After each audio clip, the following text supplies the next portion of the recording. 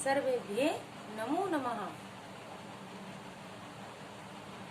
अद्य संस्कृत रुचिरा पुस्तकं पठिष्यामः। संस्कृत रुचिरा पुस्तके पाठः पंचम। पाठः नाम वृक्षा अस्ति। अद्य वृक्षां पाठं पठिष्यामः। समझ में आ रहा है बेटा? संस्कृत के कुछ छोटे छोटे शब्दों को हम बोलेंगे तो हमें बोलना आएगा। मैंने आपके लिए एक बोर्ड पर इससे मैं आपको पिक भेजूंगी।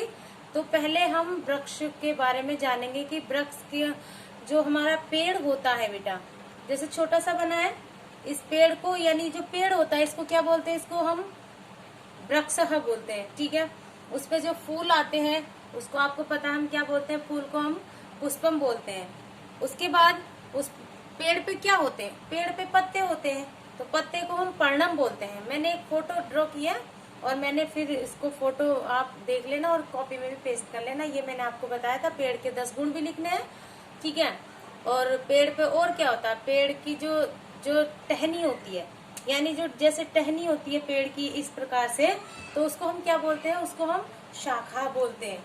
ठीक है। टहनी को शाखा बोलते हैं। और उसपे फल आता है, फल को हम फलम बोलते हैं, आप सभी जानते हैं। तो आज हमारे पाठ का नाम है वृक्षः। वृक्षः पढ़ेंगे। तो वृक्षः पाठ में पढ़ेंगे बेटा, देखिए वृक्षा है वनम वनम रचयन्ति वृक्षा सा वने वने निवसन्तो वृक्षा वनम वनम रचयन्ति वृक्षा शाखा दोलासीना विहगः ते किमपि कुंजन्ति वृक्षः। इतना अच्छा अर्थ है इसका कि वने वने निवसन्तो वृक्षा, अर्थात प्रत्येक वृक्ष प्रत्येक वन में निवास करते हैं। वनम वनम निवसन्तो वृक्षा, और प्रत्येक वन में वह अपना घर बनाते हैं, जंगल बनाते हैं और वहीं पर रहते हैं। जैसे लिखा है ना, वनम वनम वृक्ष, जो है प्रत्येक वन में रहते हैं और वन में वृक्ष अपना जंगल में बनाते हैं घर और वहां पर रहते हैं। शाखा दोला सीना विहगा ते किमपि कुंजन्ति वृक्षा, और पक्षी शाखा रूपी झूले पर बैठे हैं। यानी पक्षी जो विहगा यानी पक्षी, शाखा रूपी दोला बोलते हैं झूले को, पक्षी जो है शाखा रूपी झूले पर बैठे हैं। तय किमपि कुंजन्ति वृक्षा, और उनके माध्यम से कुछ कूक रहे हैं। यानी जब डाली पर पक्षी बैठे हैं, वो पक्षी शाखा रूपी झूले पर बैठे हैं। झूले पर आपने देखा होगा ना, डाल पर अपना घोंसला बनाते हैं और वैसे भी बैठते हैं, तो उस पर बैठे हैं और कुछ आवाज कुंजंती यानी गूंज रहे हैं, कुछ जो है आवाज कर रहे हैं अर्थात। तो अगला श्लोक है बेटा, पीवंती पवनम जल। मैं आपको फोटो भी भेजूंगी, तो वीडियो देखते रहिएगा और उसका अर्थ समझिएगा। जिनके पास पुस्तक नहीं है तो आप मेरी भेजी गई फोटो देख लीजिएगा पाठ की। पिबन्ति वनम जलम संतम साधु जना इव सर्वे वृक्षा स्पर्शन्ति पादे पातालम चे नभे शिरस्सु वहन्ति वृक्षा। अर्थात वृक्ष हमेशा क्या? पिबन्ति पवनम जलम सततम, वृक्ष हमेशा वायु और जल पीते हैं। पिबन्ति पवनम जलम, सदैव हमेशा वृक्ष क्या पीते हैं? वायु और जल को पीते हैं। साधु जना इव सर्वे वृक्षा, और सभी वृक्ष सज्जनों की भांति रहते हैं। जिस प्रकार से बेटा हम नए नए पकवान नए नए व्यंजन खाते हैं, वृक्ष तो केवल पानी और वायु खाते हैं, और जैसे सज्जन पुरुष होते हैं उसी प्रकार से वह वृक्ष रहते हैं। अर्थात सज्जनों के समान हमारा उपकार करते हैं। यानी हमें निस्वार्थ होकर, देखिए कितनी चीजें हमें वृक्ष देते हैं। ये आपने अपनी कॉपी में लिखा भी होगा जब मैंने वृक्ष के 10 गुण लिखने के लिए बताए थे। ठीक है। इस परशंती पादे पातालम चे, पाताल बोलते हैं, कहाँ बोलते हैं? पाताल एकदम जो नीचे धरती के नीचे होता है पाताल। नभ आकाश को बोलते हैं। शिरसु बहंती वृक्षा, की वृक्ष पैरों से पाताल को छूते हैं। पादे माने पाद माने पैर, वृक्ष जो है पैर से पाताल को छूते हैं और सिरों पर आकाश को ढोते हैं। यानी जब पेड़ ऐसे ऐसे हिलते हैं तो जो बादल होते हैं और बादल उनके ऊपर से देख कहते हैं कि बादल इधर से आया और इधर को चला गया, तो अपने सिरों पर जो है वह सिरों पर आकाश को ढोने का अर्थात इसलिए बताया गया है। आगे है बेटा श्लोक हमारे,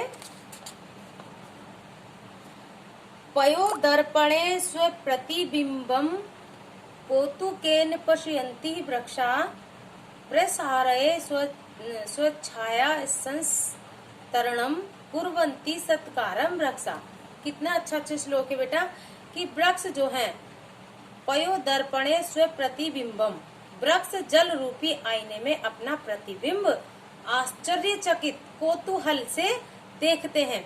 यानी जब पेड़ जो नदी किनारे खड़े होते हैं, तालाब के किनारे खड़े होते हैं, तो जब वो पेड़ हर क्रिया करते हैं लेकिन हमें पता नहीं चलता है, तो जब पेड़ वृक्ष जल रूपी आईने में यानी जल में अपने प्रतिबिंब को देखते हैं तो वो आश्चर्यचकित हो जाते हैं कि वो कितने महान है, कितने लंबे हैं, कितने बड़े हैं, और कौतूहल से यानी आश्चर्यचकित होकर अपने आप को देखते हैं। प्रसाराय स्वच्छाया संस्तरणम कुर्वन्ति सत्कारम वृक्षा, और वृक्ष अपने छाया रूपी बिछोने को फैलाकर, प्रसाराय यानी फैलाना, वृक्ष अपने छाया रूपी बिछोने को फैलाकर बिछाकर सबका कुर्वन्ति सत्कारम वृक्षा, सबका सत्कार करते हैं। जब वृक्ष खड़ा होता है तो वृक्ष जो है अपनी छाया से, यानी जब हम थक जाते हैं, गर्मी में काम करते हैं, तो हम कहाँ सबसे बड़ा सहारा हमारा क्या होता है? छाया। तो हम जो है छाया में जाकर बैठते हैं।